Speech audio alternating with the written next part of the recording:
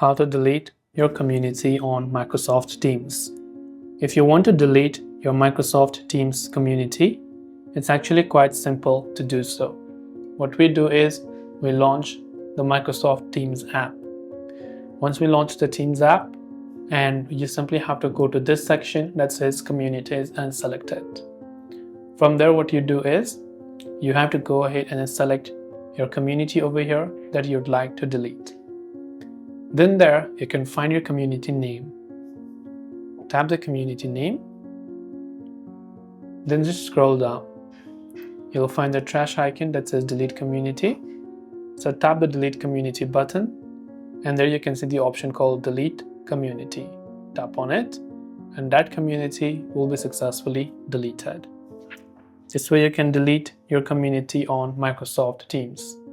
Hope this video helped you out. If you have any questions, feel free to leave them down below. Thanks for watching and see you soon in the next video.